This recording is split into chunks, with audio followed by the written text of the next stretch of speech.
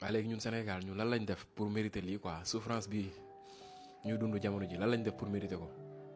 loolu laa bëgg a xam quoi yàlla xam na ne Belgique ñoo ko mën aller retour on parvient pas à le gagner mën 2-0 ñun ñooy kan ba waru ñoo mën a gérer sunu match ñun façon remplacement yi mooy façon ban remplacement ñun ñooy kan ba waru ñoo mën a gérer sunu match défensivement mën nga 2-0 dugal nañ benn attaquant boo xam ne il est costaud densifier défense bi dollil ay défenseur ci défense bi nga replier wu gérer sa match ba mu jeex on peut le faire Mody Diaw Pape Thiaw non coupe du monde niveau moo koy gérer coach niveau mooy gérer coupe du monde vraiment man ay façon remplacement yi laa mun comprendre man damay toog ba si yàgg dama ne man maa compliqué maa con wala lan la man maa xamul football quoi. Le coach belge a eu le courage de faire sortir Kevin De Bruyne et Doucouré. Pourquoi pas non? Non man des choix yoo xam ne man je n'arrive pas à le comprendre man sama jëm bopp. Non mais tu n'importe quoi. Incroyable lii ku ma ko waxoon du ma ko gëm. On a perdu le match le plus facile de l'histoire du football du ma wax de l'histoire du Sénégal de l'histoire du football un match très maîtrisé du début à la fin mais benn simple erreur bu Pape Thiaw def ci ay changement il nous a coûté cher à chaque fois ma wax leen ko la coupe du monde c'est le très haut niveau. Le haut niveau a ses propres exigences et puis les erreurs ça paye casse. Un match de football dure 90 minutes. Malheureusement pour nous bukki bi matt équipe africaine yëpp moo ñu matt muy relâchement fin temps nan la mën a équipe champion d'Afrique mën a mën a équipe 2-0 ba 85e minute 5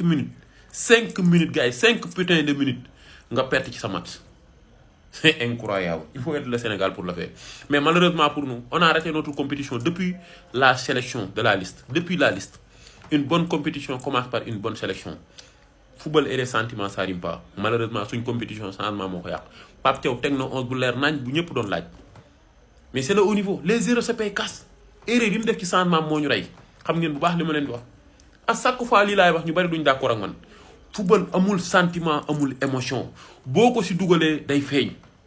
c'est de ça qu'il s'agit. ñu ngi wax waxu Pape Thiaw mais buñ paree si Pape Thiaw nañ wax si lii. dañuy wax si lii sortie bi c'est quoi cette sortie Mody Diaw lii c'est quoi ça lii yow à 2-1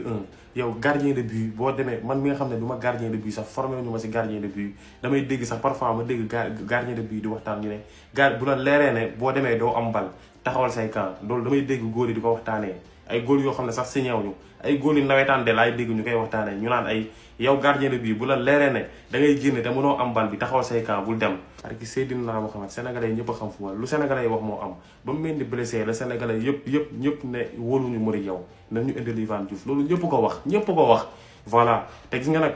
dañuy dem sénégalais yi di am raison. on sait tous que kii amul niveau coupe du monde amul niveau taxaw suñuy camp lu si toll Sénégal di dem jouer coupe du monde ñu ne dañuy teg Mody Diaw say camp bëgg a gagner c'est impossible. wallahi gars yi man awma lu ma métti de dama rus wallahi on est la honte de l'Afrique ñun dafa gënoon sax ñu bañoon a génn meilleur troisième wallahi ñibbi si jël suñu place jox ko keneen ku ko mérité parce que xam naa ni parmi meilleur troisième yooyu ñu éliminé am na say équipe yoo xam ne bu ñu leen joxoon suñu place bu ñu demee ñu def mieux que nous wala boog kenn du ci mën a 2 buts ba match bi def 5 minutes nga ñàkk ko football ak émotion ànduñu parewuñu on n'est pas prêt Sénégal dafa naqaree waxee Sadio Mané defal nañu lépp ci football regardez Rudi Garcia De Bruyne Kevin daf koo teel a génne Jérôme Dukku ñëpp di wax parce que dafa lire match affaire bi du tour du dara Sadio Mané def na lépp pour ñun changement yi mooy yàqu suñ match Habib Diarra Pape Gueye ma d'accord mën na ni yàlla Fatick nga génne Pape Gueye d'accord Pape Gueye bu génnee Pape Matar Sarr mooy dugg wala ki nga xam ne moom mooy Bara Sapoko sax nga waroon andi Habib Diarra du génn Iliman Ndiaye du génn mi ngi doon jàppale ci tâche défensive bi mi ngi doon am implication dans le jeu Sadio Mané mënul percuter 1 contre 1 du def dara Sadio Mané mooy génn jox le jeune Ibrahima Mbaye wala mu jox Assane Diao maintenant des jeunes comme Assane Diao vont regretter d'avoir choisi le Sénégal non man dama rus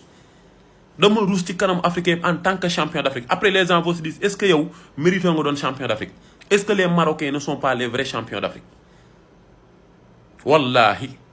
humilier la match de poule yàlla dimbali la nga nekk seule équipe bi génne 3 points phase d'élimination direct nga mëne ba match bi def 5 minutes mënoo ko gérer ça veut dire que l'équipe équipe bi parewul amul coach joueurs yi parewuñ am na ñu mérité wul ñëw ci équipe bi mais caractère sax amuñu ko mënoo nekk ci haut niveau pare saa di def ay erreurs après amoo caractère pare woo lii nag moo gën nañ ñibbisi xam ni pare wuñ quoi ñu muñ boole lu ñu neex ak lu ñu naqari xam ni pare wuñ nañ ñibbisi. Pape Thiaw xamul gàtt tous xamu ko dama defoon benn analyse ci premier mi-temps man leen Belgique genre actuellement benn option lañ indi woon premier mi-temps muy jouer ak ñun ay contre attaque jéem a utiliser Doku ak Trossard pénétrer ñu si côté ñu gis ne loolu tenté nañ ko premier mi-temps bi yëpp doxul mais benn avantage lañ ci détecté muy centre yi nga xam ne nii ñoom ñaar ñi ngi koy tenté mi ngi assis si attaque bi mais amuñu woon joueur boo xam ne moom mooy mbëkk di finir si la ñu indilee Lukaku deuxième mi-temps soit à l'écart de léegi man lii nii lu koy Pape Thiaw di justifier lii regarde 85e minute 34 secondes yow yaa ngi mën a 2-0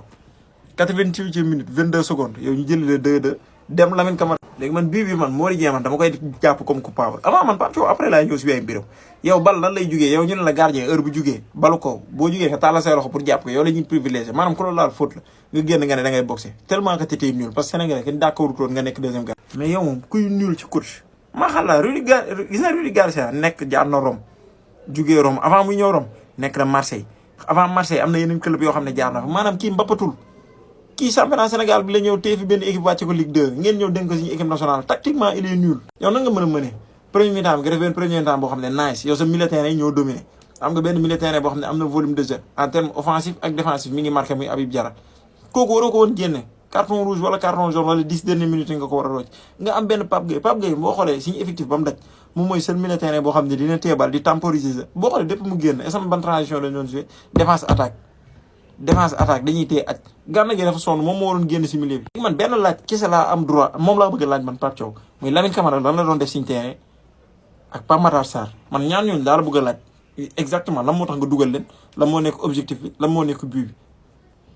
mais nag pour clore tout il est nul de il est nul réclamé na salaire am pour man depuis le début woon nañu ay limites am joué nañ fi match entraînement yi li ñu naan lu feeñ ci sëy bi nuyu woon na ci ngoro gi li ñu joué match entraînement yi ñun bu am nañ équipe boo xam ne waroon nañ mën a finaalu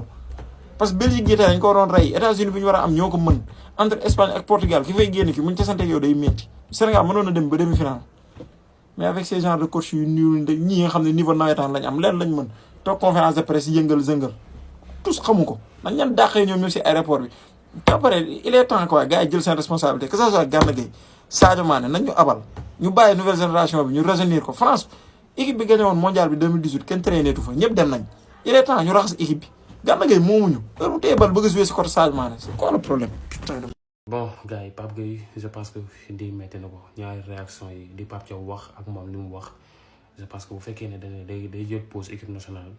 du ma ne lii la à 100% parce que après le match Pape Thiaw mu ngi doon jéem a justifier changement bi mu def si Pape Gueye ak Habib Diarra bon nee na ñoom dañoo am ay pépins physiquement taxawuñu loolu moo tax mu génne leen et Pape Gueye moom nee na amul benn problème physique sonnul woon il pouvait continuer le match donc bu coach bi waxee lii moom mu wax lii ça veut dire que y a problème. et gis nañ ne Pape Gueye bi mu génnee dafa mer bëggul woon génn mer na trop te boobu Sénégal moom mu ne woon 2-0 donc peut-être il sentait le coup peut-être xam na day tax mu doon mer voilà c'est compliqué. man moom wax dëgg yàlla je suis avec Pape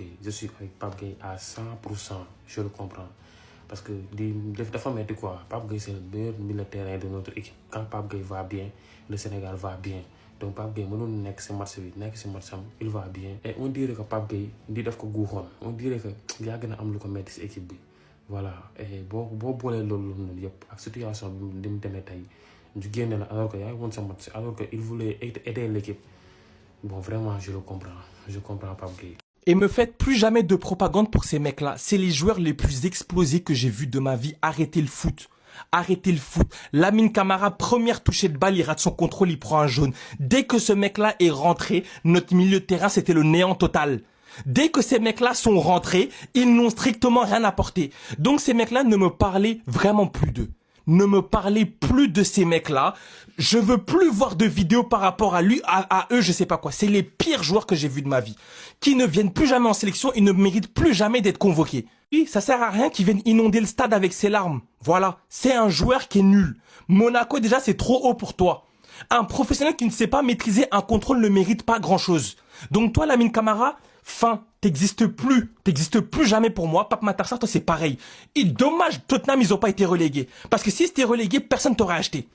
Personne t'aura acheté. Vous êtes les pires joueurs. Et ça, on l'a vu depuis la CAN. CAN 2025, on vous fait rentrer contre le Bénin. Vous n'avez rien fait. Vous n'avez rien fait. Le seul moment où lui, on le sort à la Coupe du Monde, c'est là qu'il y a du jeu dans notre équipe. Alors que pendant ce temps-là, les gens critiquaient Habib Diarra pour dire que Habib Diarra, techniquement, il est nul ou quoi. Mais Habib Diarra, au moins, il porte ses couilles. Il joue sur le terrain. Toi, capable de rien. Défensivement, tu fais des fautes bêtes. Tu prends des jeunes bêtes. Offensivement, c'est le néant. Qu'est-ce que t'apportes? Qu'est-ce que tu apportes? Toi, reste un TikToker. Fais tes vidéos. Fais ce que tu veux de ta vie. Lâche la sélection.